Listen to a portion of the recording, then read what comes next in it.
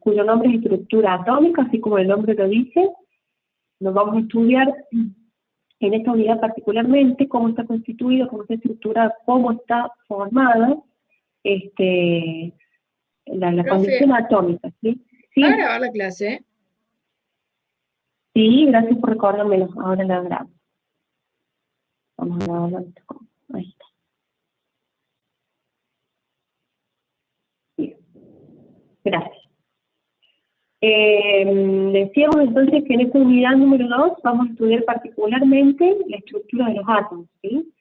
Y no solamente lo que es la estructura que actualmente se conoce del átomo, sino también cómo fue evolucionando esa estructura atómica a través del tiempo hasta llegar a lo que hoy se conoce como átomo, ¿sí?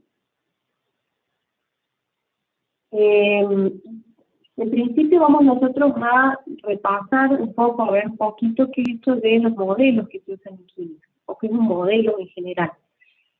¿Por qué nosotros planteamos el concepto de modelo cuando hablamos de átomos? Esto es porque todo lo que se conoce acerca de un átomo es en realidad un modelo que se ha pensado, ¿sí?, a partir de los experimentos que se han hecho, de cómo puede llegar a ser en realidad el átomo. Esto quiere decir que nunca se ha visto un átomo, digamos, realmente, sino que todo lo que se conoce de la estructura de los átomos es a partir de la evidencia, ¿sí?, de los ensayos químicos que se realizan.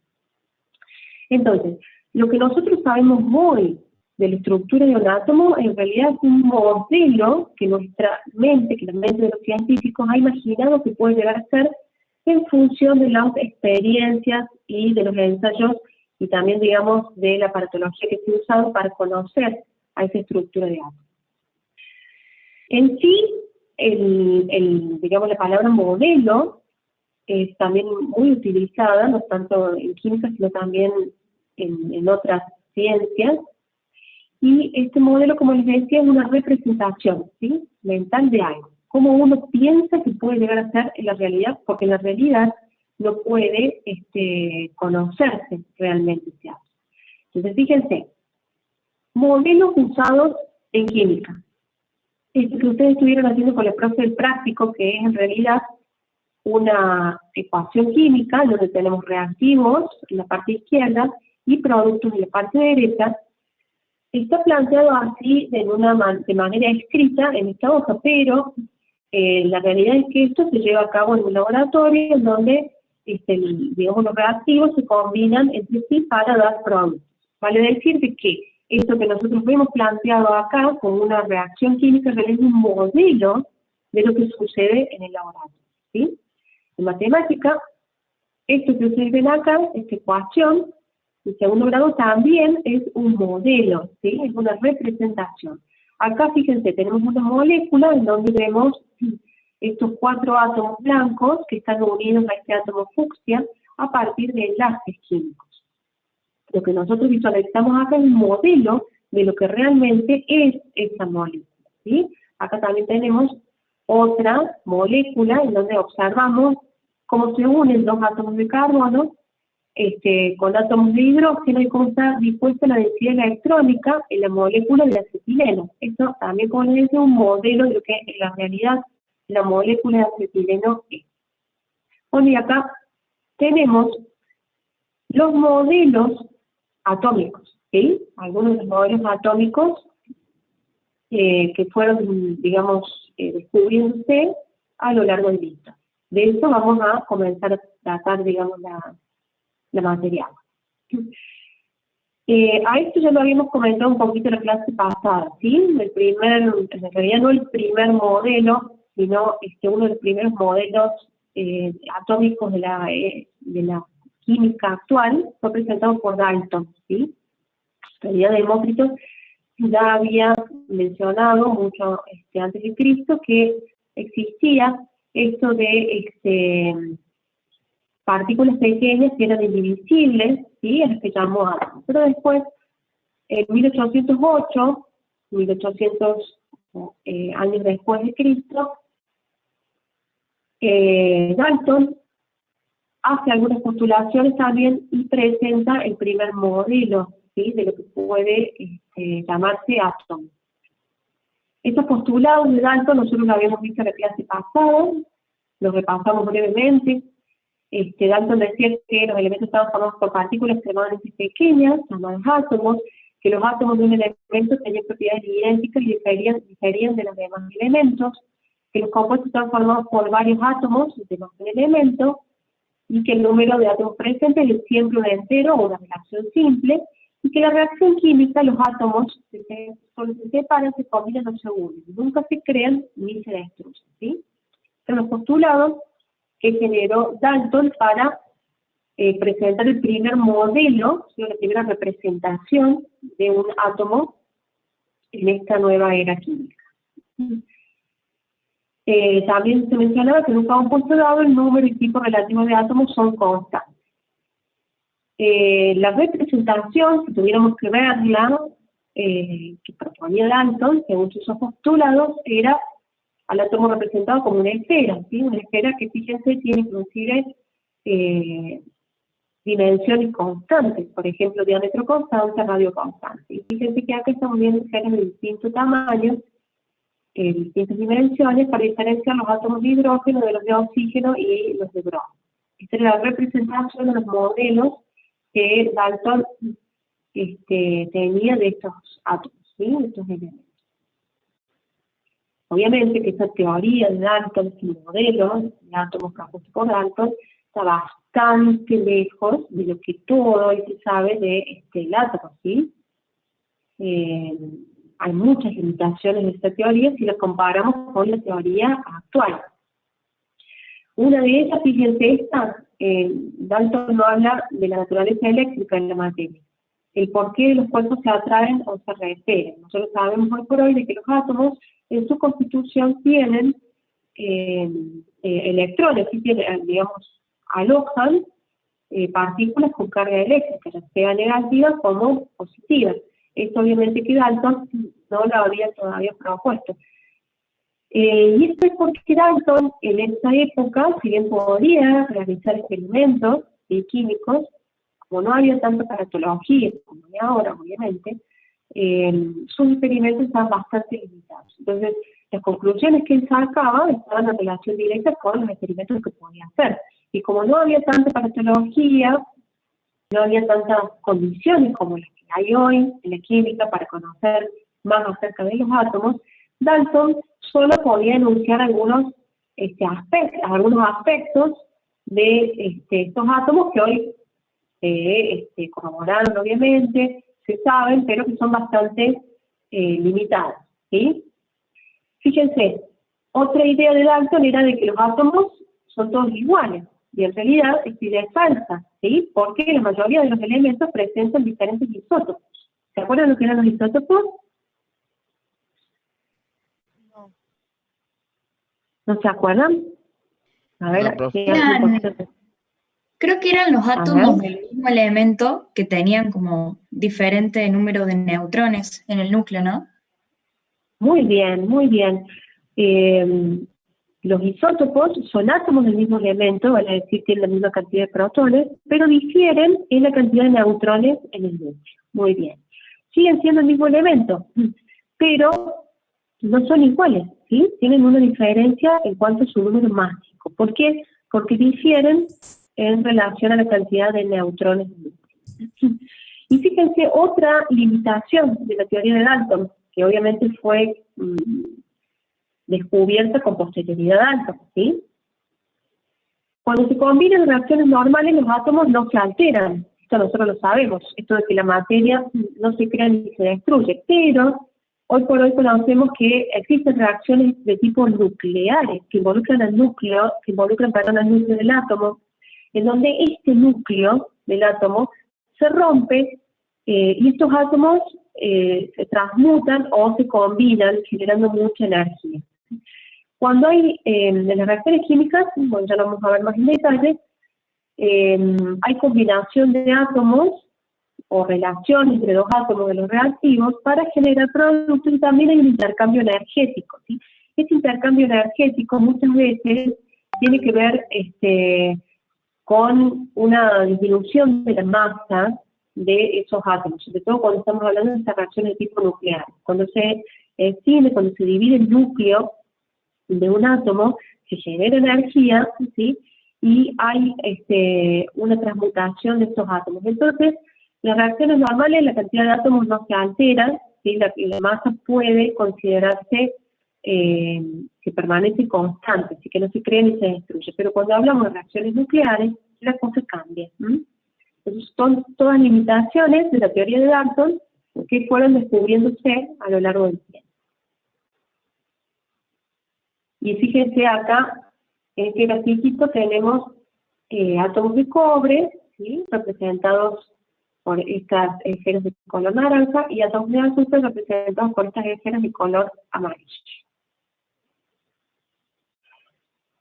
Bien, posteriormente a Dalton, y cuando se descubrieron unos aparatos llamados tubos de rayos catódicos, que fue, bueno, obviamente un descubrimiento. Estos tubos de rayos catódicos son los antecesores de los monitores CRT, de los viejos televisores. No sé si ustedes han tenido oportunidad de verlos. Ahora obviamente tenemos a disposición otro tipo de aparatos para ver televisión, pero antes, y en muchos casos debe estar todavía presente, el tipo de monitor de televisor CRT, en donde nosotros teníamos un aparato con una cola en la parte de atrás, en donde se alojaba un tubo llamado tubo de rayos catódicos, ¿sí?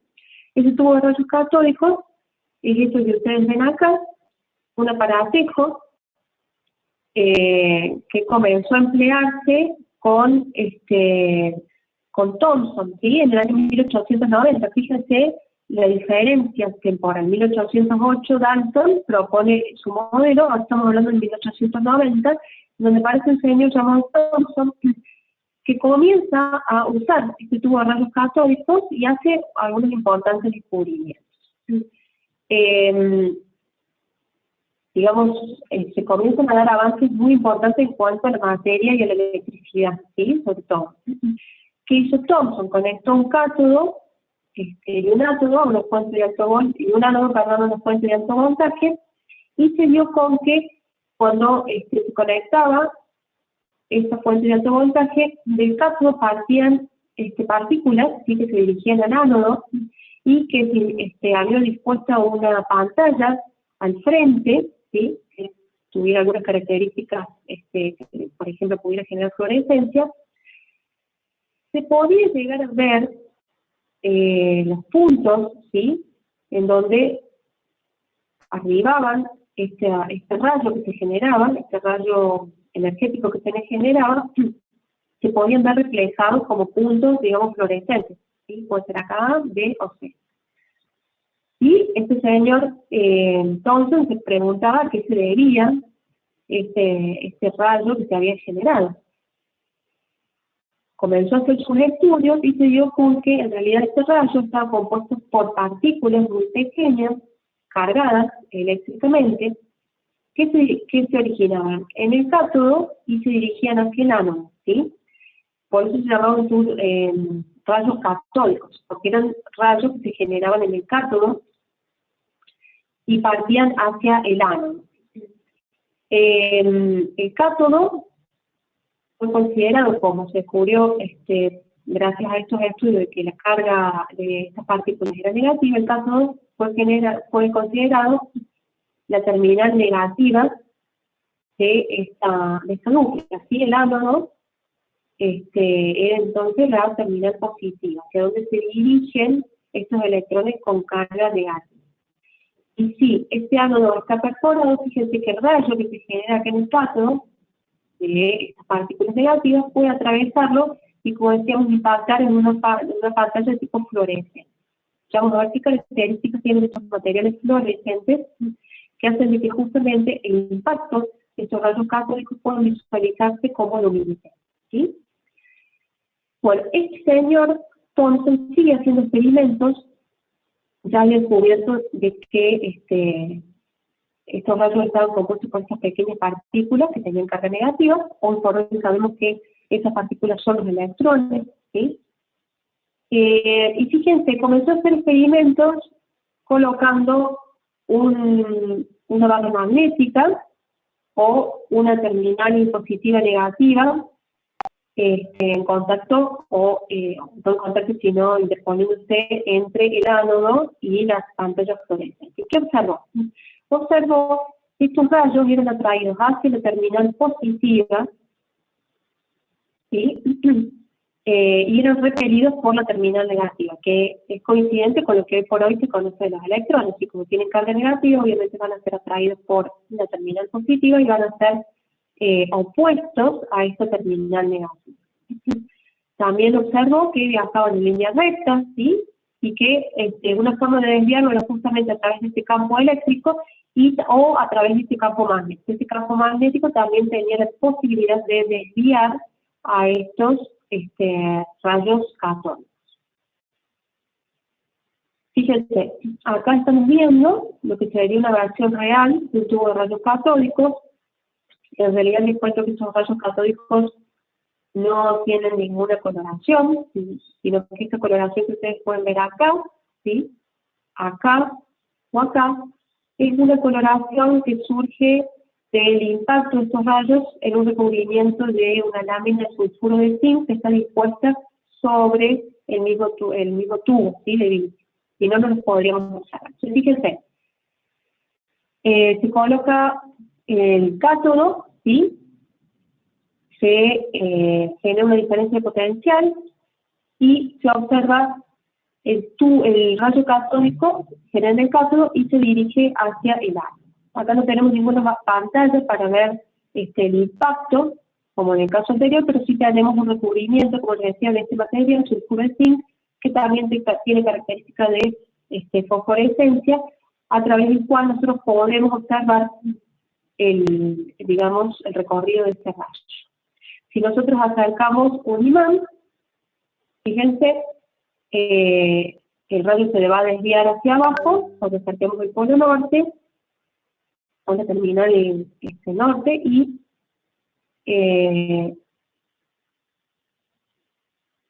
cuando, demos vuelta a este imán, ¿sí? El rayo va a dirigirse hacia arriba.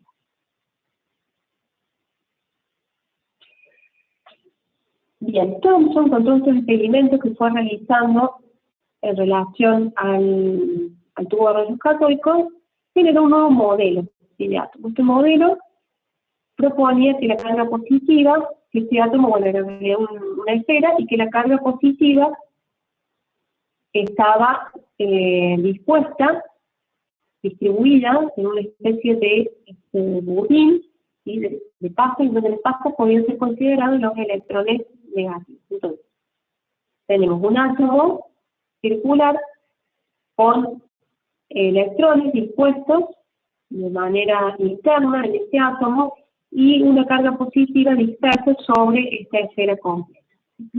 ¿Por qué él suponía que había una carga positiva que equilibraba a esa carga negativa? Y bueno, porque en realidad estos átomos tienen un comportamiento neutral en cuanto a la atracción eléctrica o magnética, ¿sí? Para decir, si tenemos cargas negativas dentro del átomo, debe haber cargas positivas para, de alguna manera, cancelar, neutralizar, equilibrar esas cargas negativas.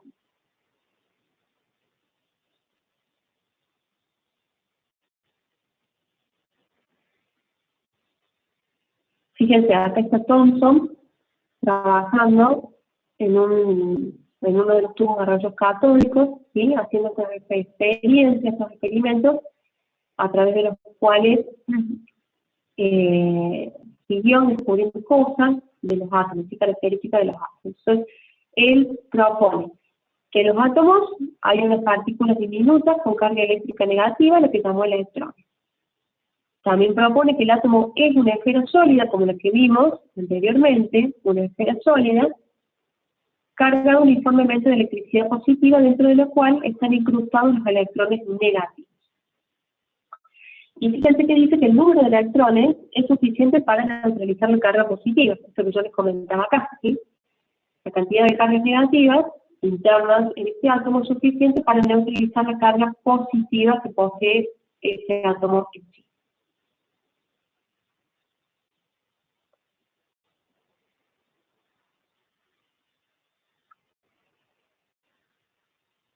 Bueno, este señor Thomson, en el año 1906, recibe el Premio Nobel de Física. Ya van a ver que muchos de los científicos que vamos a comentar a partir de ahora, que fueron, digamos, los que aportaron el conocimiento de la estructura atómica, recibieron el Premio Nobel de Física como ese aporte que hicieron al conocimiento que tenemos del átomo, ¿sí?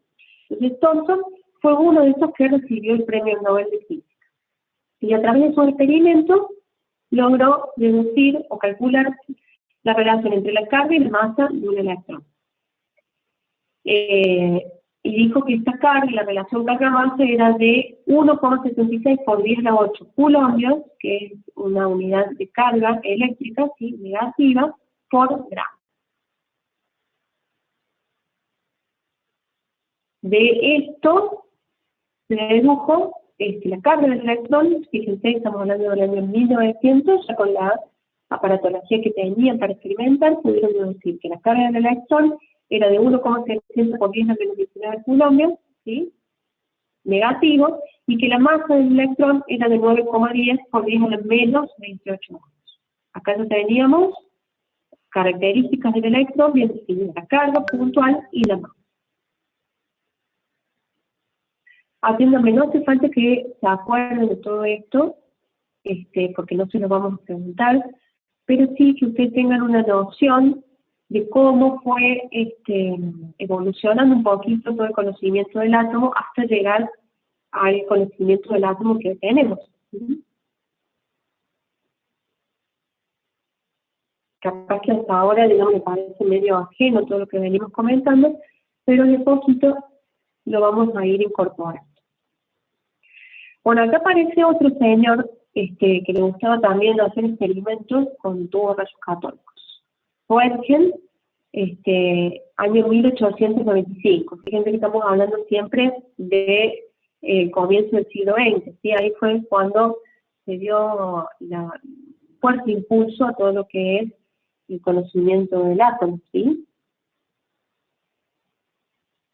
Bueno, este señor descubre por casualidad, trabajando también con los rayos catódicos, que era un aparato que se usaba bastante para hacer experimentos en la época, descubre por casualidad esto que se llamó rayos X, ¿sí? Y justamente este X, que tiene que ver con una incógnita, fue el nombre que le dio porque no sabía de dónde venían estos rayos, ¿sí? ¿Cómo fue el experimento que hizo? Él observó que si recubría con una lámina de cianoplatinio de bario la parte de afuera del tubo de rayos catódicos, ¿sí?, podía observarse una fluorescencia de tipo verdosa, ¿sí?, cuando él trabajaba en un tubo de rayos catódicos que estaba vacío en su interior, que tenía los cátodos de alto punto de fusión y peso atómico, vale decir, iban cambiando los materiales con los que se construía el cátodo y el ánodo. Si esos materiales pertenecían a un elemento de alto punto de fusión y peso atómico, vale decir, elementos muy pesados, de elevada masa atómica, y también se generaba una descarga de, fíjense, muchos voltios. Estos electrones adquirían una elevada velocidad, ¿sí?, o sea, una gran energía, y provocaban esta radiación que la verdad que no se había visto hasta ahora y por eso se había llamado X, ¿sí?, rayos X. A diferencia de los rayos catódicos, estos rayos X tenían algunas características distintas, ¿sí? Por ejemplo, si nosotros interponemos un imán en el recorrido de estos rayos generados acá, de estos rayos X, el imán no puede desviarlos a esos rayos, no puede desviarlos, porque esos rayos en sí constan de una radiación electromagnética y no poseen masa, Entonces, estamos hablando de otro tipo de radiación, ya no estamos hablando de electrones con masas, como veníamos hablando en el tubo de rayos catódicos, sino que hablamos de una radiación electromagnética muy potente, con mucha energía, que no puede ser desviada ni por campos eléctricos ni por campos magnéticos, ¿sí? estamos hablando ya de lo que se denominó también en la misma época radioactividad. Entonces la gente empezaba a trabajar con cosas cada vez más novedosas, ¿sí? Ya este señor había descubierto el concepto de radioactividad. Además de los electrones, los rayos catódicos, existían estas otras radiaciones, los rayos X, que se comportaban distintos, ¿sí? Y en la época, ahora también se hace, en la época también se hacía cuando un científico, un investigador, hacía algún descubrimiento, lo comunicaba a los demás y a los demás científicos. Y los otros científicos podían usar estos descubrimientos para seguir avanzando en sus investigaciones. Fue así como este señor Becquerel, ¿sí?, profesor de Marie Curie, que también participó en todos estos experimentos, comienzan a utilizar este concepto de radioactividad para hacer también sus experimentos. En sí, fíjense, particularmente Becquerel y Marie Curie usaron sustancias radioactivas para sus experimentos. ¿Ellos qué observaron? Que ciertos elementos, como por ejemplo el uranio, se comportaban inclusive distintos a los rayos X y a los rayos catódicos. Estos uranio estos rayos o esta radioactividad eran generadas por elementos de elevado punto de fusión, ¿sí?, que a su vez tenía una masa atómica muy grande y por lo tanto tenía una mucha cantidad de neutrones y protones en el núcleo, y generaban cierta radioactividad de manera natural. La diferencia entonces entre los rayos X y esta radioactividad que se generaba a partir del uranio, por ejemplo, era que el uranio generaba una radioactividad de tipo natural, mientras que los rayos X eran propiciados, ¿sí?, por una descarga eléctrica de un cátodo y un ánodo en particular. Acá teníamos al uranio como un elemento que generaba naturalmente, espontáneamente, una radiación. Y eso fue lo que fueron estudiando estos investigadores. Lo que observaron ellos es que cuando esta sustancia generaba una determinada radioactividad o se escindía, se escindía, generaba una radioactividad que podía considerarse, que podía separarse en tres tipos de partículas o de radiación. Rayos gamma, rayos alfa o rayos beta. Los rayos alfa son en realidad protones que devienen de la desintegración del núcleo de uranio, ¿sí? A ver. Pregunta Lucila si los demás me están escuchando. ¿Me pueden escuchar? Sí, se escucha bien. Sí, profe. Sí, profe. Se escucha, profe. Sí, se la escucha. A veces a mí se me complican algunas palabras, pero se escucha. Bueno, voy a tratar de poner el micrófono más cerca de mi boca. Lucila, probablemente vos estés teniendo algún problema con el audio, igual que yo. No es el video, Lucila. Bueno, continúo. Decíamos que como consecuencia de esta radioactividad natural se generaban estos tres tipos de radiaciones, alfa, beta y gamma, ¿sí? Las radiaciones alfa eran en realidad rayos catódicos provenientes de la desintegración del núcleo, ¿sí?, de este elemento. Los rayos beta en realidad son los mismos electrones o los rayos catódicos que también provienen de la desintegración de esta sustancia radioactiva. Pero además de estos protones y estos neutrones, fíjense que hay una radiación gamma, a diferencia de los rayos alfa y los rayos beta, no puede ser desviado por un campo eléctrico. Esto quiere decir que no poseen masa, ¿sí? Tienen elevada energía, pero no poseen ningún tipo de masa. Los rayos alfa, que son los protones, sí poseen una carga positiva, como dijimos, y tienen una masa determinada. Los rayos beta, que digamos, está constituido por electrones propiamente dicho, proveniente de los átomos de uranio, también tienen una carga que baja en comparación con los protones y tienen carga negativa. Pero estos rayos gamma que aparecieron acá, como consecuencia de esa desintegración del uranio y de esta radiactividad natural, no poseen masa, ¿sí? Son altamente energéticos y no pueden ser desviados por campos eléctricos o magnéticos. Bueno, de hecho, todos estamos familiarizados con los rayos gamma o los rayos X por los estudios que nos han hecho en alguna oportunidad, por ejemplo, no sé, nos figuramos algún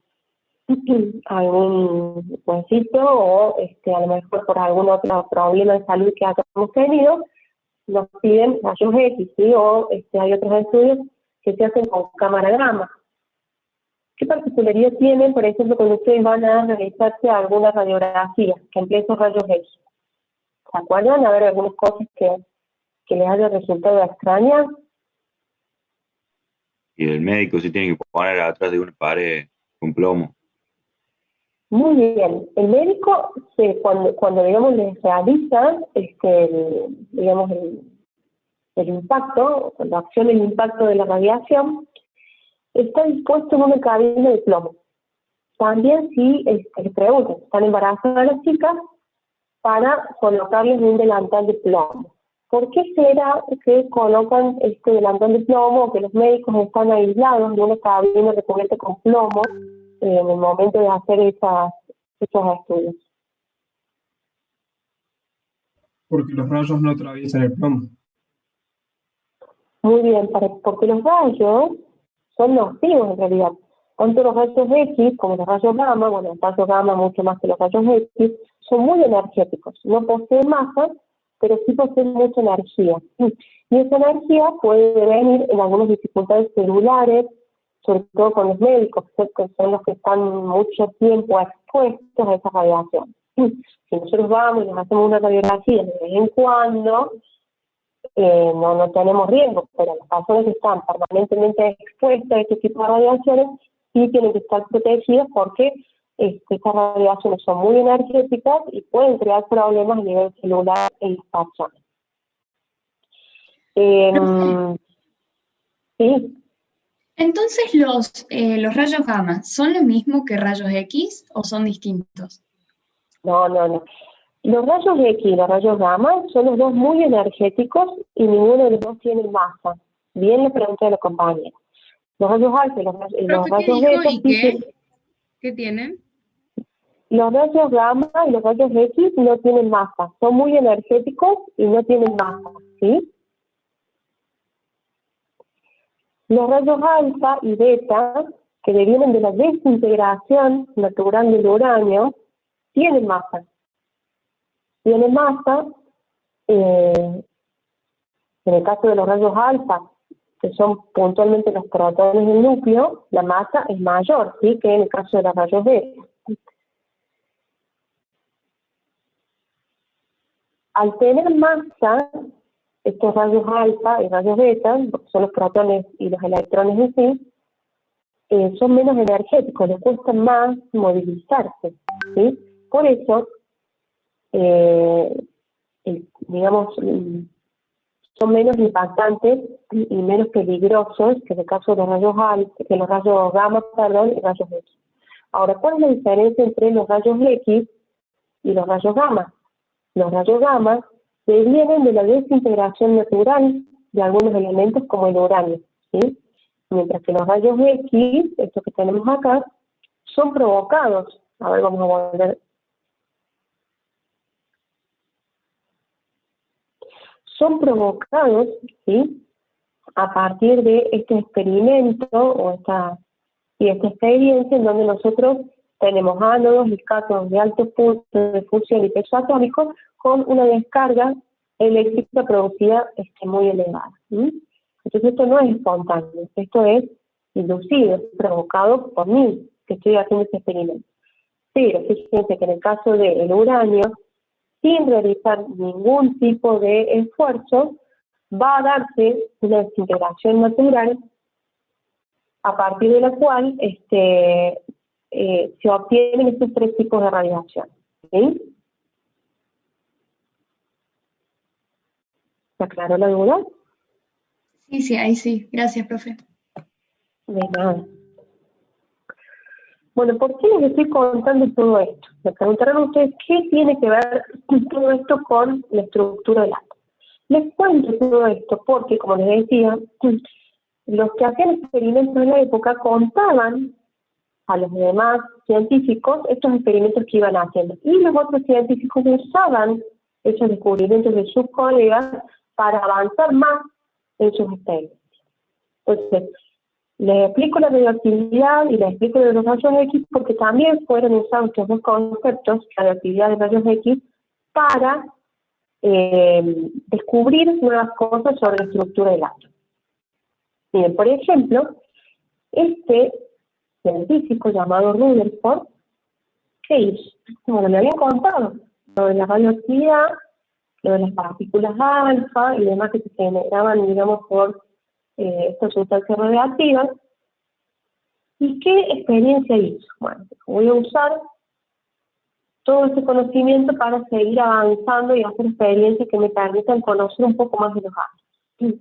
Entonces acá fíjense, Rutherford y sus colaboradores bombardearon una fina lámina de oro con partículas alfa. Acá tienen la lámina de oro, acá tienen una caja de plomo que mantiene aislada a la sustancia radioactiva, lo mismo que tenemos acá, ¿sí? Sustancia radioactiva estaba en una cámara de plomo, y a partir de esta sustancia radioactiva se generan partículas alfa, que son en realidad protones, ¿sí? Con carga positiva. ¿Qué es lo que observaron Rutherford y sus colaboradores?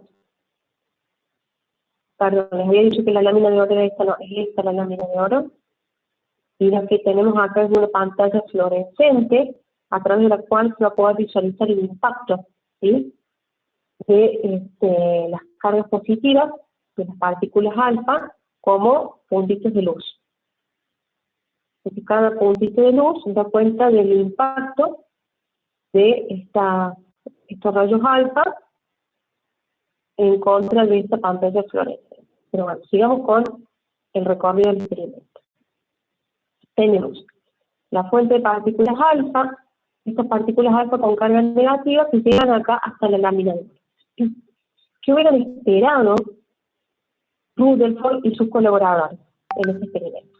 Que estas partículas alfa que tienen masa y están cargadas positivamente, en el momento de llegar acá, donde está la lámina de oro, rebotaron, ¿sí? Y volvieran, digamos, hacia allí. Pero con mucha, digamos, sorpresa, lo que observaron es que estas partículas alfa, la mayoría de estas partículas alfa, atravesaban la lámina de oro e impactaban acá contra la pantalla luminiscente, lo que daba cuenta justamente de que había, digamos, partículas que atravesaban, y muchas, esta lámina de oro. Algunas partículas positivas volvían, como esta, fíjense, volvían hacia la fuente. Y muy pocas, digamos, volvían en la misma dirección, ¿sí? La fuente. ¿Qué pudieron deducir de este experimento? Fíjense, acá se ve con un poco más de detalle. Tenemos la emisión de partículas alfa a través de estas sustancias radioactivas que llegan acá a la lámina de oro. La mayoría de las partículas alfa atraviesan la lámina de oro sin problema. Algunas de ellas, muy pocas, vuelven sobre la misma fuente de emisión, ¿sí? Y acá tenemos, si quisiéramos verlo en detalle, cómo se produce este fenómeno que nosotros estamos observando. Poniendo que aquí está la fuente, que emite las partículas alfa, fíjense, estas partículas llegan acá, por ejemplo, a través de este rayo, no encuentran ningún impedimento que de alguna manera provoque digamos, el rebote, por así llamarlo, de las partículas y siguen de largo. Acá, como las partículas estas tienen carga positiva, llegan al núcleo de los átomos de oro, que también tienen cargas positivas, y son desviados levemente justamente por la repulsión que existe entre las partículas positivas del núcleo de oro y las partículas positivas de la radiación alfa. Acá también van a pasar directamente, y solo en este caso, en donde la radiación alfa se encuentra frente a frente con un núcleo positivo de los átomos de oro, esta radiación alfa vuelve sobre la misma dirección, digamos, que vi. O sea, fíjense qué concluyen estas personas en relación a todo este experimento que se realizó. Concluyen, primero, que la carga positiva del átomo, estamos hablando de los átomos de oro, particularmente en este caso, está concentrada en su núcleo, ¿sí? O sea que todo lo demás que constituye el átomo es prácticamente espacio vacío. Por eso justamente estas radiaciones alfa pueden atravesar la lámina de oro sin problema. El protón tiene una carga positiva, ¿sí? Esto que está en el núcleo, y el electrón tiene una carga negativa. Vale decir, esto que se pensaba antes de que la carga positiva estaba distribuida en todo el átomo, no es cierto. Está concentrado en el centro del átomo, que es su núcleo. Y también es otro descubrimiento en donde la masa del protón es 1840 veces más grande que la masa del electrón. Se conocía ya que la masa del electrón era del orden de 10 a la menos 29. ¿Sí? Ahora fíjense que la masa de los protones, la carga positiva, es mucho más grande, ¿sí? Es 1,67 por 10 a la menos 24 gramos.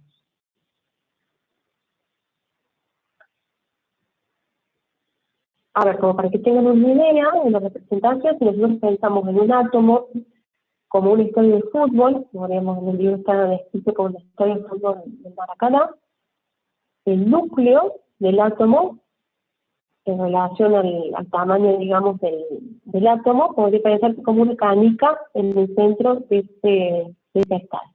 Entonces el átomo es el estadio, y el núcleo del átomo es donde se concentra la carga positiva, los protones con los neutrones, tendría el tamaño de una canica. Las canicas son esas bolitas que usan los niños para jugar. Esa es la relación de tamaño entre el átomo y el núcleo del átomo. Sin embargo, algo muy importante es que la mayor cantidad de masa de ese átomo está concentrada en el núcleo. Esto quiere decir de que los electrones que están en la periferia poseen una masa despreciable. Surge así el modelo de Rutherford, ¿sí? Que es un modelo que se llama modelo planetario, porque justamente se ve una especie de analogía entre lo que es el sistema planetario, en donde el Sol es el centro y los planetas están alrededor. Acá tendríamos el núcleo, que hace las veces de Sol, y los electrones que hacen las veces de planeta. Como les decía, todo esto es espacio vacío. Los electrones se encuentran en la periferia del átomo y poseen una masa muy reducida. Se dice que la masa del electrón es despreciable en comparación a la del núcleo, ¿sí? Por eso es que la masa del átomo se considera prácticamente la masa del núcleo de ese átomo. Y bueno, fíjense cómo nos vamos acercando más a la representación de átomos que nosotros conocemos, ¿no? Sin embargo, estamos hablando de principios de 1900. Todavía falta mucho por recorrer cuando hablamos de átomos. Obviamente no resolvió todos los problemas, no todas digamos, lo que se conoció sobre los átomos de ese modelo. Tenía algunos puntos flojos, que no eran puntos menores, ¿sí? Por ejemplo, Rutherford planteó que los electrones estarían en movimiento constante a lo largo, o digamos, alrededor del núcleo, ¿sí?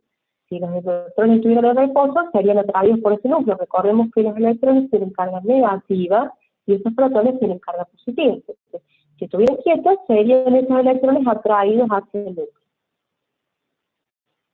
Por eso se consideraba que estaban en movimiento.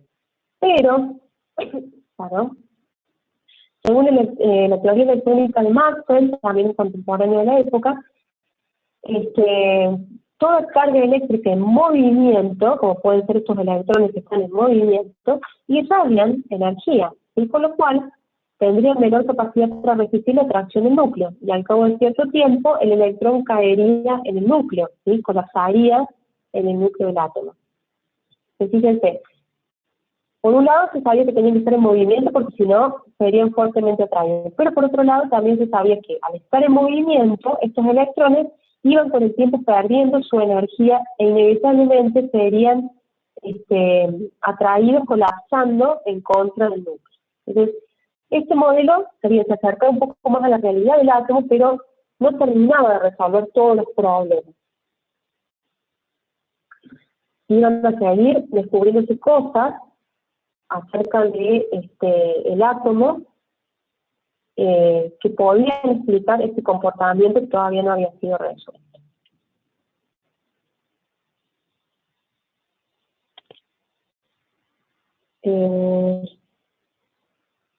Hagamos una cosa.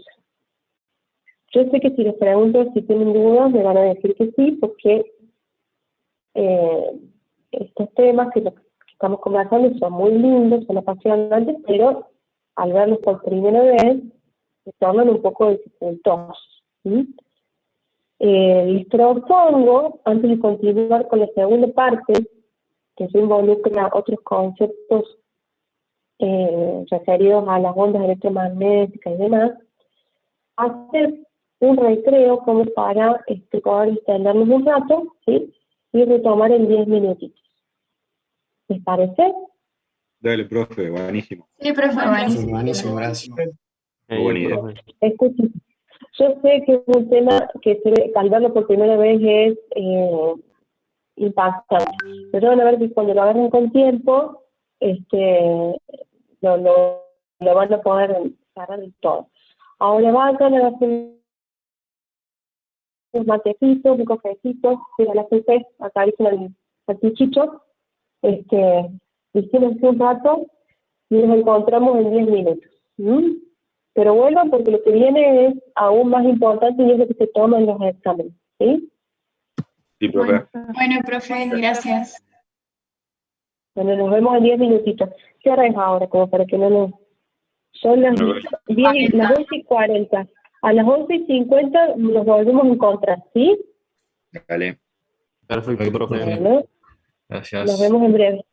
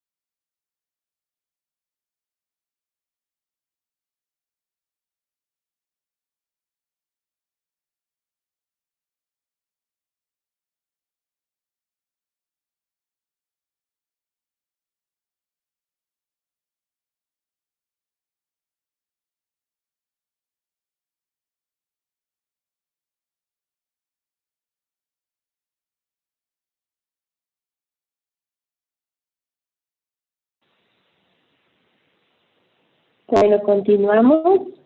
¿Me pueden escuchar?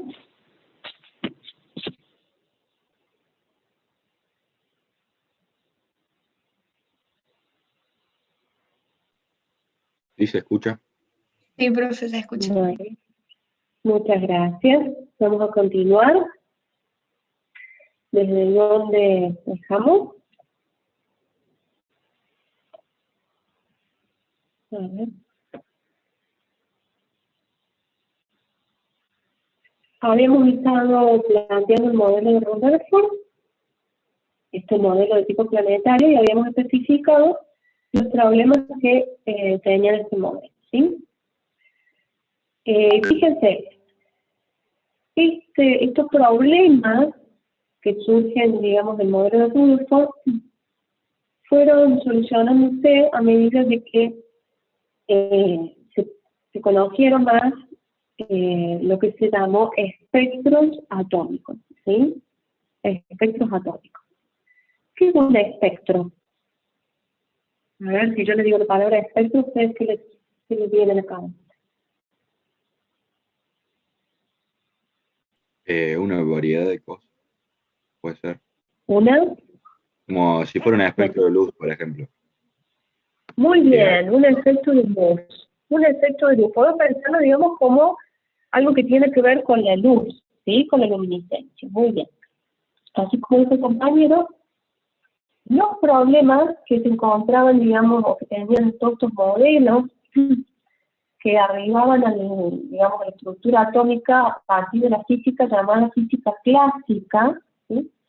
Que fueron solucionando con el estudio de los espectros atómicos, ¿sí? Y dieron paso a lo que se llamó física cuántica, ¿sí? La física clásica, así como se conocía en esa época, permitía estudiar a los átomos desde la condición, digamos, con la que se observa digamos, la realidad macroscópica de la materia. Sin embargo, cuando avanzó el tiempo, se fue viendo de que en realidad, para poder explicar estos problemas que surgían de estos modelos, había que considerar al átomo no a partir de la física clásica, sino a partir de lo que se llamó física cuántica, ¿sí? Comportamiento de estas partículas, de estos átomos, inclusive las subpartículas, electrones, protones y demás, podía ser explicado de otra perspectiva. Se comportaban de diferente manera a lo que la física de Newton proponía para el comportamiento de la materia en general, ¿sí? Lo que era la física clásica.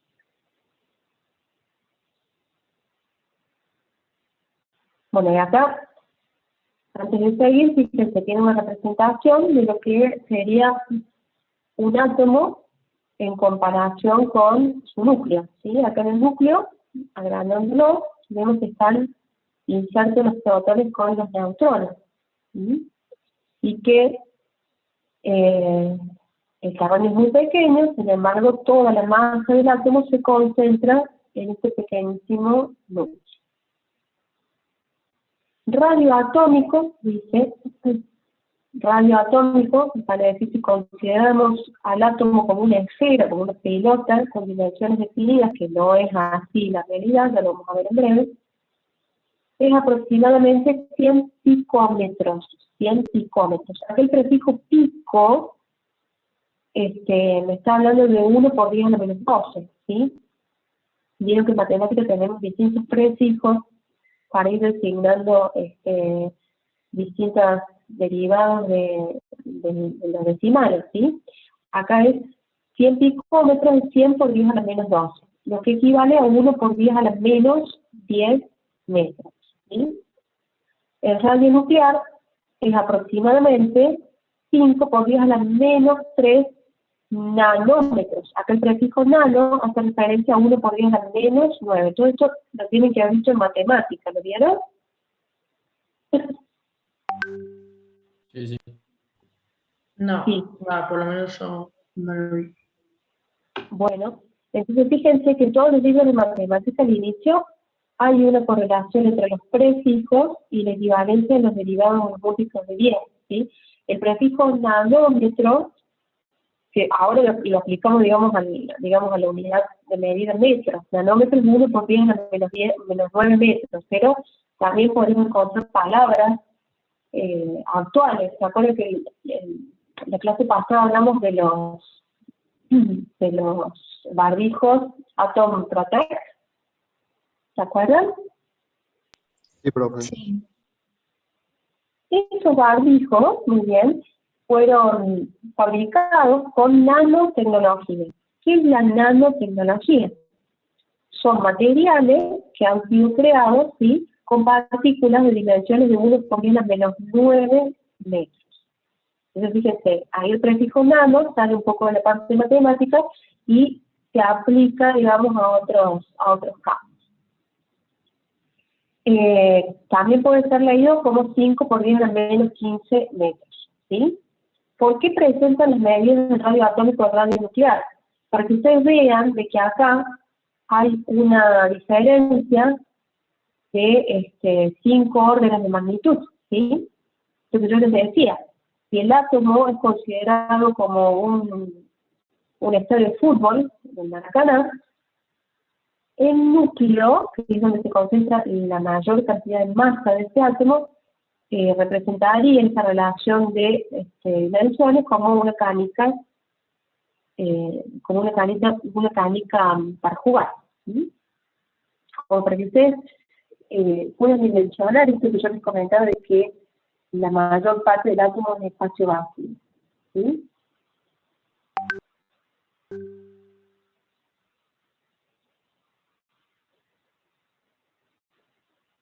Bueno, y acá un poquito, seguramente lo que ya estuvieron viendo en el práctico, de todos estos modelos surge, bueno, se afianza un poco más el concepto del número atómico, Z, son el número de protones en el núcleo, el número de masa, A, número de protones o el número de neutrones del núcleo. Entonces, si nosotros quisiéramos saber qué cantidad de partículas hay en el núcleo, tendríamos que considerar el número atómico más el número de neutrones.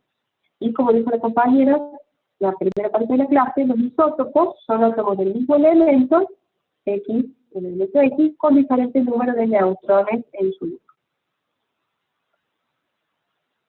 Esto que ya seguramente vieron, si X es el elemento cualquiera de la tabla periódica, A es el número de masa, está dispuesto en la parte de arriba, y Z es el número atómico que está dispuesto en la parte de abajo.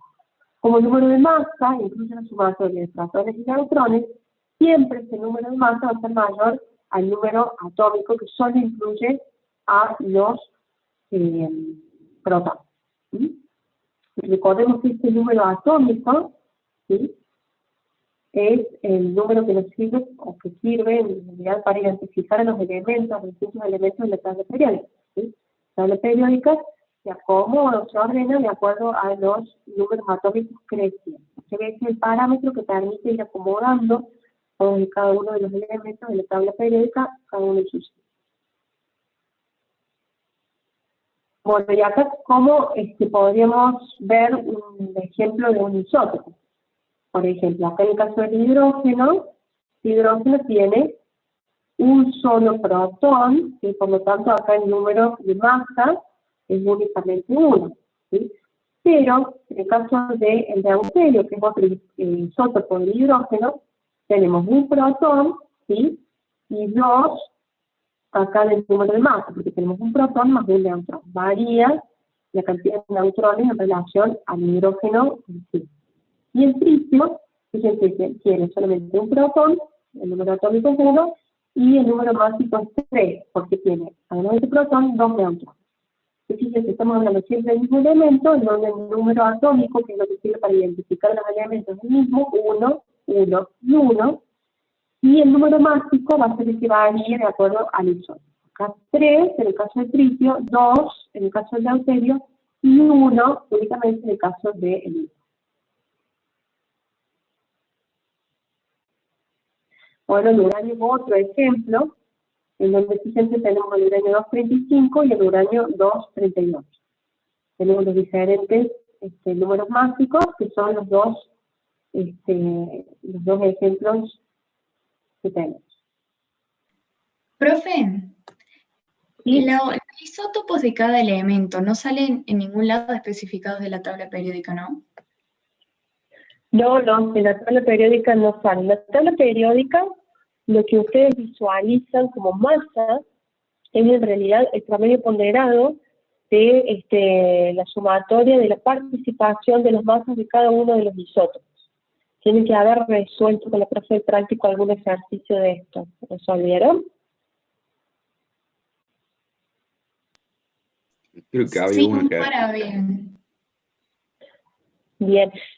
Hay elementos que tienen dos isótopos, la mayoría tienen isótopos, ¿sí? La mayoría de los elementos de la tabla periódica presentan dos o más isótopos. Entonces, ¿cuál es la masa que vamos a considerar de ese elemento en específico para reportar en la tabla periódica?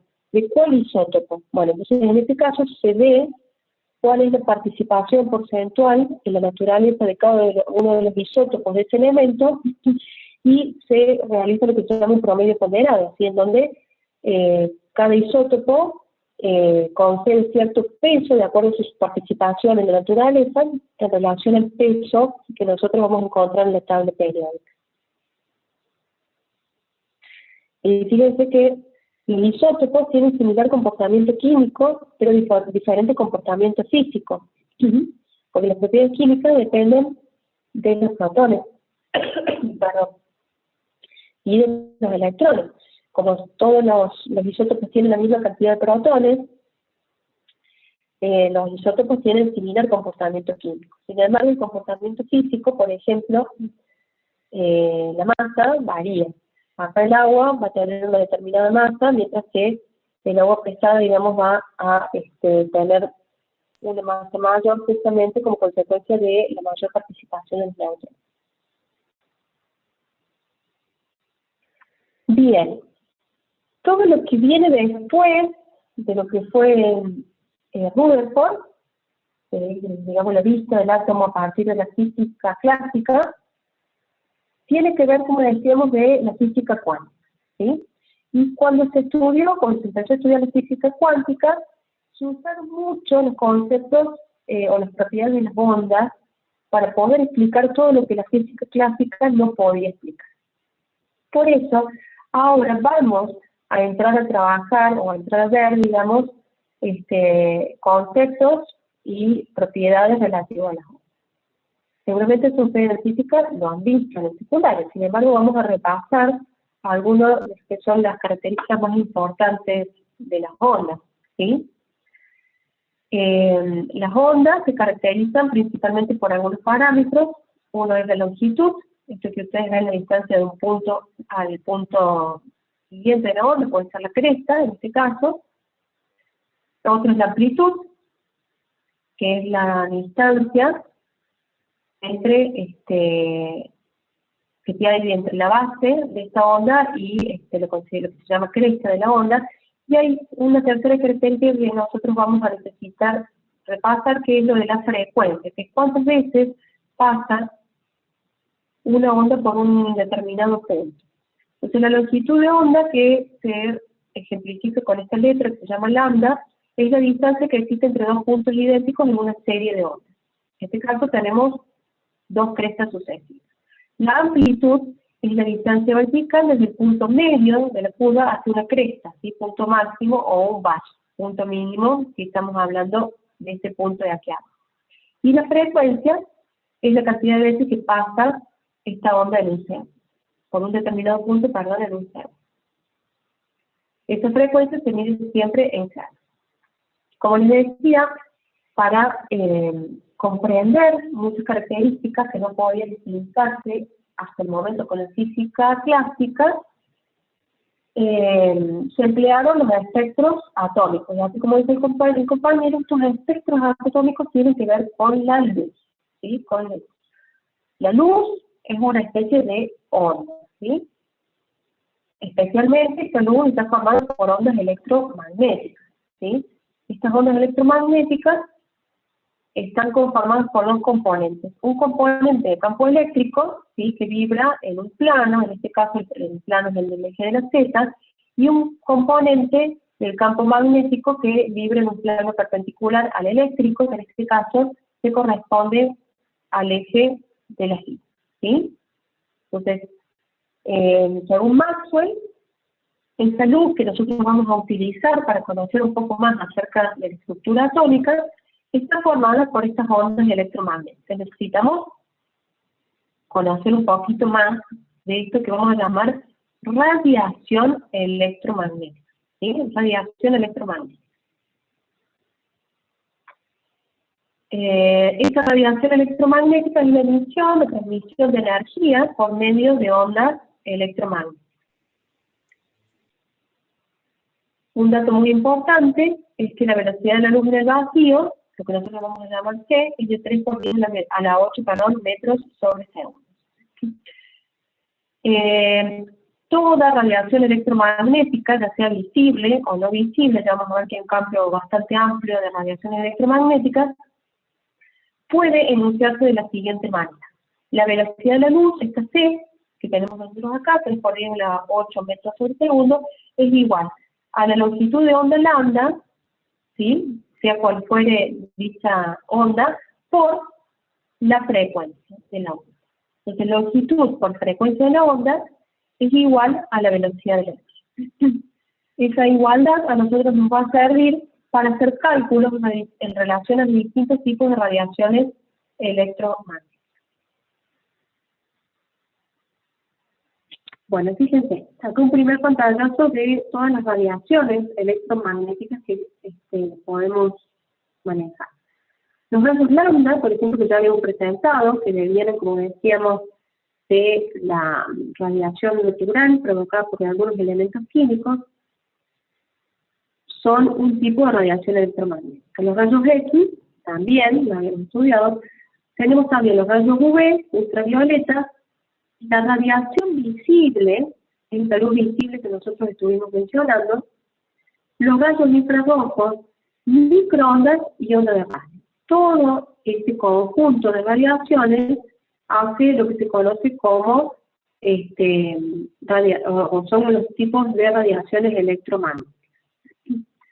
A ver, como para que los podamos situar, dijimos que se caracterizaban por dos cuestiones: la longitud de onda y la frecuencia, ¿sí? Fíjense que acá en este eje tenemos la longitud de onda y en este otro eje vamos viendo la frecuencia. Vamos disponiendo los distintos tipos de radiación y analizando la longitud de onda con la frecuencia electromagnética. Por ejemplo, fíjense, acá tenemos un dibujo de una central nuclear. Esta central nuclear se trabaja con este tipo de radiación, ¿sí? Los rayos X o los rayos gamma. Estos rayos X o rayos gamma tienen longitudes de onda muy bajas, ¿sí? Fíjense que acá el horno microondas, por ejemplo, la luz solar, el visible, estamos hablando de longitudes de onda en centímetros, en el caso del microondas. La luz solar, podemos también presentarlo con centímetros, pero cuando hablamos de centrales nucleares, las longitudes de onda son mucho más reducidas. Si nos vamos a este otro lado, las antenas, que hace referencia a las ondas de radio, ¿sí? Estamos hablando de longitudes de onda mucho más grandes, del orden de 10 a la 3 kilómetros, ¿sí? Ahora, según la relación que habíamos visto anteriormente, a ver,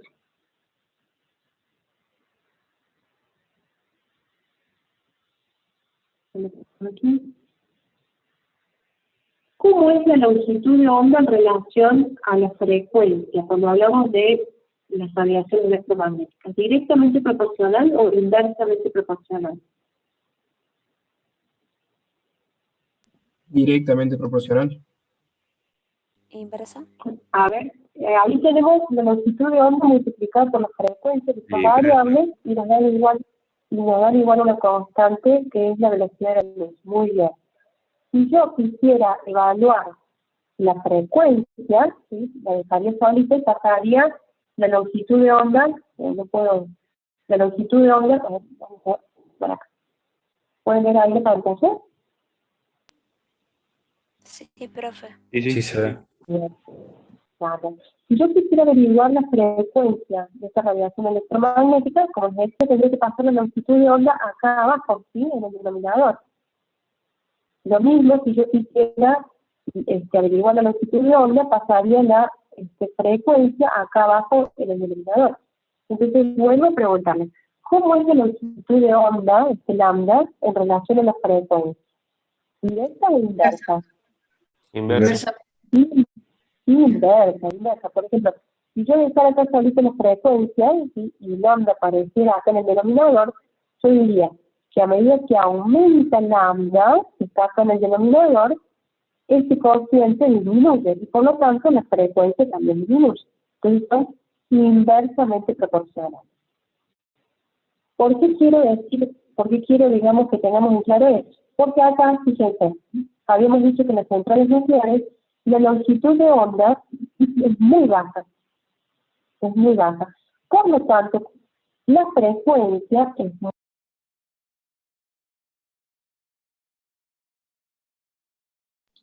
¿Cómo dijo, profe?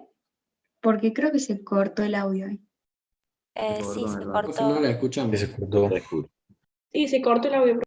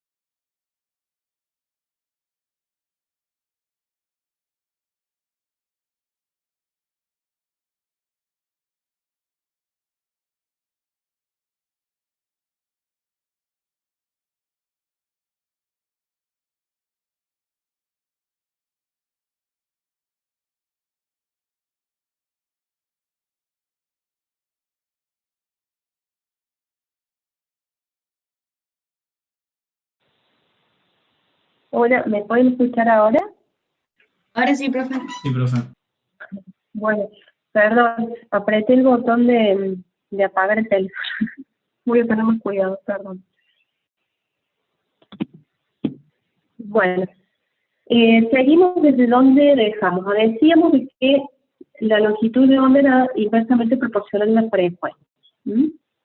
Entonces, acá en los centrales nucleares, donde teníamos baja longitud de onda, la frecuencia, fíjense que es del orden de 10 a la 20 o 10 a la 22, ¿sí? Estas radiaciones, que son de elevada frecuencia y reducida longitud de onda, si tenemos rayos X y rayos gamma, son lo que se conocen como radiaciones ionizantes. Ionizantes significa que generan iones. Cuando estas radiaciones impactan contra, por ejemplo, una célula, si lo analizamos desde el punto de vista de la radiografía que nosotros nos hacemos, tiene la particularidad de poder generar iones a partir de ese impacto. Y de ahí la peligrosidad de estas radiaciones, ¿sí? Esa generación de iones no es, ¿cómo les digo?, indiferente para nuestra salud, no es inocua para nuestra salud. Esos iones que se generan a partir de esa radiación ionizante generan después problemas de salud, ¿sí? Muchas enfermedades. Por eso nos cuidamos, y también, digamos, los médicos sobre todo se cuidan en el momento de hacer este tipo de estudios. Por el otro lado, teníamos a las antenas de radio, ¿sí? Con longitudes de onda mucho más elevadas, ¿sí? De kilómetros, de hecho. Y fíjense acá, las frecuencias son mucho más reducidas. Estamos hablando del orden de 10 a la 3 Hz, ¿sí? O sea, 10 a la 3, 1 sobre segundo. Acá tenemos las ondas de radio, ondas de televisión. Este tipo de radiación no son ionizantes. Entonces, es como que divide el espectro en dos grandes grupos, ¿sí?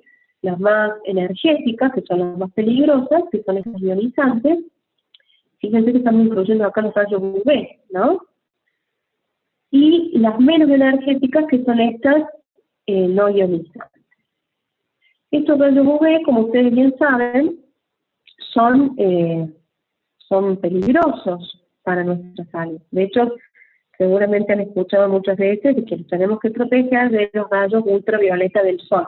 Por eso, por ejemplo, no se recomienda tomar sol a las 12 del mediodía, ¿sí? Porque la incidencia de esa radiación ultravioleta es mucho más grande que los otros horarios. Y por ejemplo, muchas de las cremas que tienen que ver con la protección, ¿sí? De estas radiaciones UV, justamente son protectoras a partir de justamente este bloqueo de la radiación de tipo ionizante, ¿sí? Bien. Acá tenemos el espectro un poco más simplificado. Fíjense, está dando vueltas. Acá lo teníamos acomodado al revés en la filmina anterior. Tenemos los rayos gamma y los rayos X acá, en donde las longitudes de onda son del orden de 10 a la menos 12, 10 a la menos 10, fíjense que bajita, y la frecuencia de 10 a la 20 o 10 a la 18. Por el otro lado tenemos acá las ondas de radio o televisión, en donde la frecuencia es de 10 a la 6 Hz, ¿sí? Y la longitud de onda 10 a la 2. Y acá, fíjense, esto me interesa que lo veamos, está el espectro visible. El espectro visible vale decir todo lo que nosotros podemos llegar a tener alcance para ver con nuestros ojos. ¿Cómo les parece que es ese espectro visible en relación al espectro total electromagnético?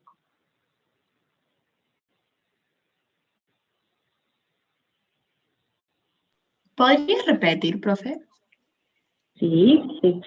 Les decía de que tenemos acá todo el espectro electromagnético en general. Y que acá en el centro está lo que se llama el espectro visible, ¿sí? Acá, este amarillito. ¿Cómo les parece que es, o qué características tiene, qué particularidad ven en cuanto a ese espectro visible en relación a todo el espectro electromagnético? Para mí no hay tanta diferencia en longitud de onda, por ejemplo. Está bien que pasa de 400 a 700, pero no es tanto en comparación a todo lo otro. Muy bien. No hay tanta diferencia entre lo que es el mínimo del visible, que es esto de 400 nanómetros, a lo que es el máximo del visible, que es esto de 700 nanómetros. O sea, la longitud de onda que nosotros podemos llegar a considerar como visible es muy reducida, ¿sí? Todo el espectro electromagnético, digamos, tiene un margen mucho más amplio de longitudes de onda, fíjense que va de 10 a la menos 12 hasta 10 a la 2, en relación a este espectro visible que es bastante reducido, ¿sí? Es decir, el alcance de nuestro ojo es bastante reducido en comparación con todo el espectro electromagnético. Y si ustedes se fijan en el visible, el color azul, que ven acá cercano al 400, ¿sí? O el color violeta, está en relación directa con el sector de radiación ultravioleta, acá, ¿sí? Y lo que es el color rojo, acá cerca de 700 nanómetros, está pegadito al sector electromagnético infrarrojo, ¿sí? Por eso acá nosotros tenemos la posibilidad de ver el color azul, y acá tenemos la posibilidad de ver el color rojo. Ahora les pregunto, si tomáramos dos colores cualesquiera, por ejemplo el rojo y el violeta, ¿sí? El rojo y el violeta, ¿cuál de los dos tipos de radiaciones tendrá mayor energía, según eso que estamos visualizando acá con el espectro? El violeta. El violeta. El ultravioleta, muy bien, el ultravioleta tiene menor longitud de onda y mayor frecuencia, está pegadito acá al sector ultravioleta del espectro electromagnético que lo habíamos considerado como inclusive ionizante. Perfecto. Bueno, todo esto que les acabo de comentar en relación a las radiaciones y a las ondas, se los comenté porque muchos de los experimentos que se hicieron después con la física cuántica emplearon estos conceptos. Por eso necesitamos revisarlos. Otra cosita que también vamos a considerar es esta experiencia que hizo Isaac Newton mucho antes de 1900, la época en donde estamos viendo vean todos los experimentos de mayor, por así decirlo, mayor impacto en cuanto al conocimiento de los átomos. En el siglo XVII, Isaac Newton demostró que la luz blanca, visible, por ejemplo la luz del sol, puede descomponerse en sus diferentes colores mediante un prisma. Si nosotros tuviéramos la posibilidad de tener un prisma, e incidiéramos, quisiéramos incidir la luz blanca solar en este prisma, veríamos que esa luz blanca se descompone, se divide en todos esos colores que son los colores que nosotros vimos, fíjense, empezando por el violeta y terminando por el rojo, todos los colores que vimos en el espectro electromagnético coinciden, inclusive a su vez, con los colores del arco iris. Este experimento lo hizo Isaac Newton mucho antes de 1900, que es la época que nosotros estamos más o menos considerando.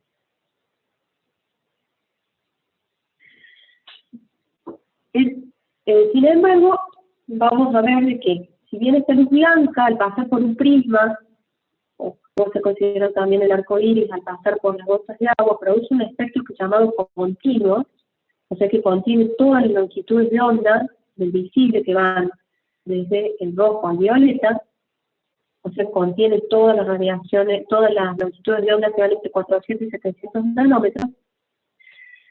Se observó con un experimento que hacía esta gente que era bastante inquieta, que si nosotros en vez de emplear luz blanca, haciéndole incidir esta luz sobre un prisma, viéramos qué pasa con la luz que emite un gas incandescente, ¿sí? Como puede ser el rojo de algún metal que nosotros calentamos, el espectro que obtendríamos de esa luz incidente,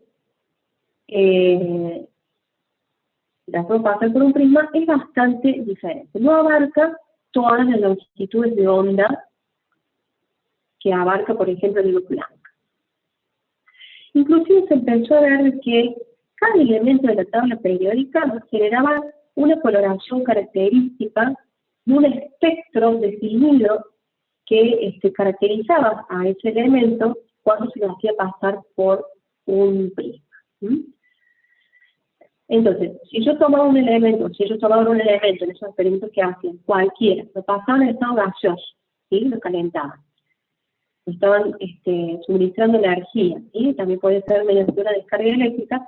Estos elementos, en ese estado gaseoso, emitían radiaciones de determinada longitud de onda. No eran radiaciones continuas, como podían ser la del arcoíris o la luz blanca, sino que las radiaciones que emitían se daban en longitudes de onda puntuales, ¿sí? Lo que hacía que esta coloración fuera única. Por ejemplo, fíjense, acá el litio lo veíamos de un color azulado, ¿sí? O sea, una radiación electromagnética cercana a los 400 nanómetros. El sodio de un color amarillo, o sea que estamos hablando de una radiación, a ver si nos vamos de vuelta acá al espectro, de color amarillo estaba entre los 500 y los 600 nanómetros, ¿sí? Pero una radiación electromagnética puntual. Y aquel potasio, de color rojo, ¿sí? Genera una radiación de longitud de onda cercana a los 700 nanómetros. Entonces, si nosotros estas radiaciones están dispersadas en un prisma de un espectroscopio, ¿sí? en un aparato especial, las observamos, lo que vamos a ver son un espectro de rayas, ¿sí? Un espectro de rayas, o una serie, un conjunto de rayas, que es lo que se conoce como espectro de emisión. Y ese espectro de emisión, como nosotros vemos, fíjense, con fíjense, tenemos acá 1, 2, 3, es un ejemplo, ¿no? Pero pueden ser cualquier conjunto de rayas, caracteriza a un elemento determinado. Entonces, cuando el compañero dijo espectro, tiene que ver con la luz, acá estamos corroborando eso que dijo, ¿sí? Tiene que ver con una radiación electromagnética particular que tiene que ver justamente con el elemento del cual proviene. Entonces, fíjense, si nosotros acá tenemos un gas, ¿sí? Que se generó a partir de un elemento específico de la tabla periódica. Ese gas, que está, digamos, excitado, por así decirlo, porque está expuesto a una fuente calórica, va a emitir una determinada radiación, pero, a diferencia de la luz blanca, esta radiación va a estar solo, digamos, a ciertas longitudes de onda. Si yo a esa radiación la expongo a un espectrofotómetro, ¿sí? Voy a poder observar en un espectro que caracteriza a este elemento.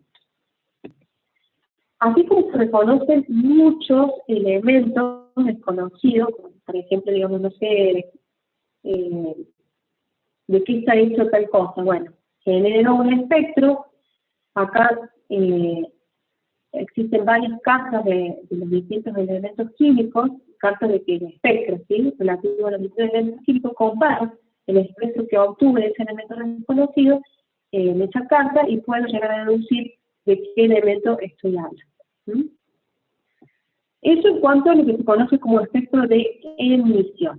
Ahora, también están los espectros llamados espectros de absorción. Estos espectros de absorción, fíjense, si en vez de generar la radiación a partir del mismo elemento químico, yo tengo un gas determinado y hago incidir una radiación electromagnética en este gas va a absorber algunos longitudes de onda de esta radiación incidente y van a atravesar las radiaciones que no han sido absorbidas. Entonces, que se ve distinto al espectro, ¿sí? El resultado es un espectro característico de absorción, en donde faltan las bandas absorbidas. Acá tenemos las bandas negras que coinciden con las que fueron absorbidas por el gas. Y solamente se observan las bandas, digamos, que no han sido absorbidas. Fíjense que comparativamente podemos llegar a las mismas conclusiones si trabajamos en los espectros de emisión, así trabajamos en los espectros de absorción. Coinciden acá las rayas negras que han sido absorbidas en los espectros de absorción con las rayas coloreadas, ¿sí?, que han sido obtenidas en los espectros de emisión. Fíjense que hay coincidencia entre las rayas negras que saltan acá y las rayas coloreadas que saltan acá en el espectro de emisión. No sé por qué el experimento se hizo de distinta manera. Podemos usar los efectos de emisión o los efectos de absorción, pero vamos a llegar a descubrir el elemento finalmente, ¿sí? De acuerdo al aparato que tengamos, podemos usar los dos tipos de espectros. Y acá, fíjense, tenemos la comparación entre un espectro de emisión, que es un espectro de absorción, que es donde faltan las líneas negras que acá están coloreadas, y un espectro de tipo continuo, ¿sí? Son bastante diferentes. El espectro continuo, como decíamos, surge de la luz blanca, ¿sí?, generando un espectro en todas las longitudes de onda, mientras que acá los espectros de absorción o emisión solamente tenemos coloraciones de determinada longitud de onda, que, como decíamos, va a permitir identificar a un elemento químico, ¿sí? Yo tengo, por ejemplo, este espectro de emisión de un elemento X de la tabla periódica. Bueno, me dio una carta en donde están correlacionando distintos espectros de emisión con los elementos químicos, ¿sí?, y comparando este espectro del elemento X con la de la tabla, puedo llegar a deducir de qué elemento químico estamos hablando. Esto es una técnica muy empleada, ¿sí?, en la química.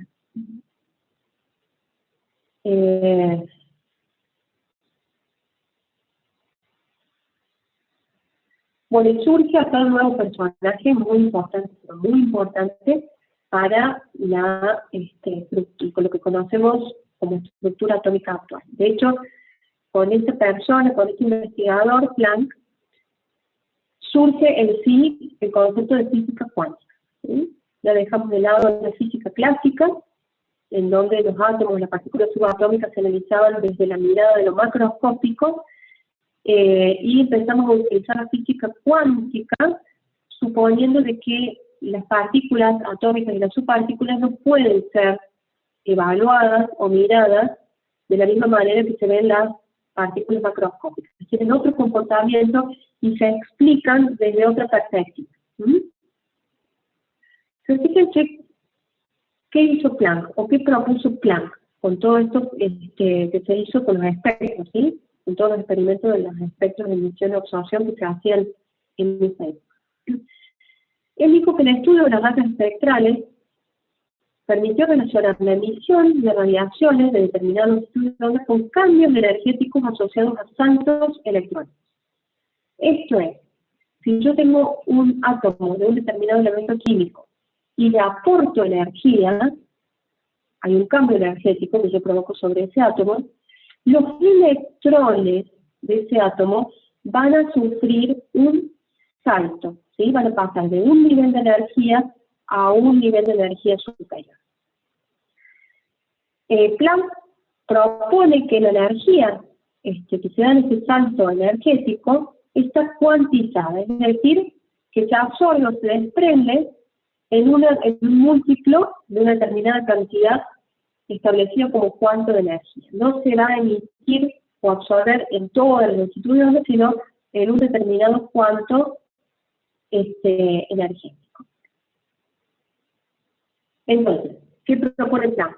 Que si un átomo emite radiación, cuando yo lo excito, cuando yo le aporto energía, ¿sí?, de un color, una luz de determinado color, esa luz que yo veo se caracteriza por una frecuencia nu, ¿sí?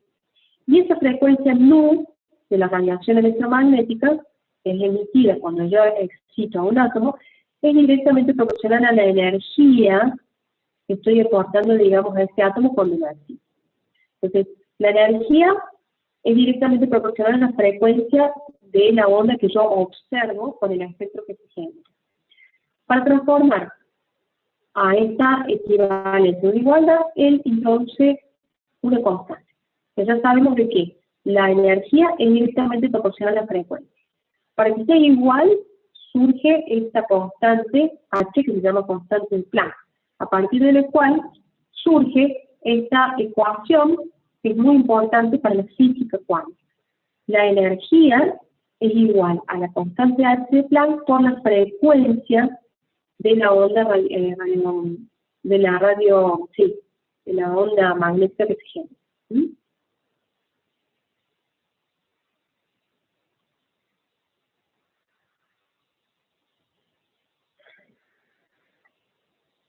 Bien, entonces, fíjense que ya estamos introduciéndonos en lo que es la física cuántica, y ya estamos involucrando la radiación electromagnética en lo que es el conocimiento de la estructura atómica. Sabemos que excitando energéticamente, aportando una determinada cantidad de energía a un átomo, en este átomo los electrones se van a excitar, van a pasar de un estado de energía inferior a uno superior, y van a emitir una determinada radiación electromagnética cuyo color va a caracterizar a ese elemento químico, ¿sí?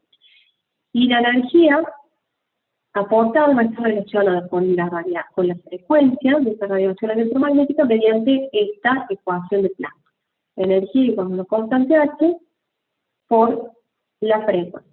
Esta constante H tiene este valor, 6,62 por 10 a la menos 34 joules por segundo, ¿sí?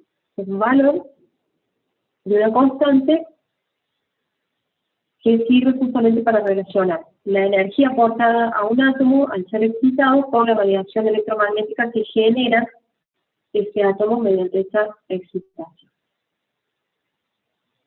¿Hasta aquí estamos?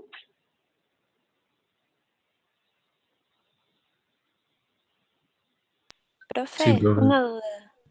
Sí, va a ¿Por haber qué muchas dudas. ¿Por qué los elementos químicos tienen radiaciones de distinta longitud? ¿Son todos así? Bueno, tu pregunta, no te estoy viendo, no veo tu nombre. ¿Cómo es tu nombre, perdón? Jazmín. Jazmín. Tu pregunta, Jazmín, es muy importante y nos da pie para lo que sigue, ¿sí? ¿Por qué la longitud de onda o la frecuencia de la onda que se genera en estos átomos es característica? ¿Por qué?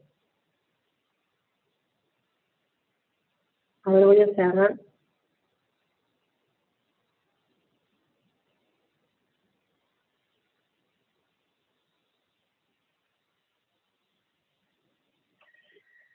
Bueno, te voy a responder esa pregunta, Jazmín, porque nos va a servir para continuar la clase que viene. No voy a proyectarles ahora el PowerPoint de la clase que viene, pero te la voy a responder. Esa onda que se genera a partir de la excitación del electrón y de los átomos es característica porque depende pura y exclusivamente de la posición del electrón en ese átomo. Y esa onda que se genera va a ser como una huella digital de ese elemento químico, en tanto que se produce justamente por el movimiento de la disposición de los electrones. Como en la disposición de los electrones es característica de ese elemento químico, nosotros vamos a correlacionar la posición de los electrones y la situación de los electrones en el átomo con la radiación electromagnética para deducir justamente cuál es la estructura electrónica, ¿sí? Y también qué están haciendo esos electrones en el átomo en un momento determinado, ¿sí? ¿Se entendió más o menos? Sí, gracias. De nada. Por eso nos es tan útil esto de los espectros de emisión-absorción. Nos permiten a nosotros deducir, ¿sí?, a través de un experimento con la radiación electromagnética, cómo es la situación, la estructura de los electrones en el átomo.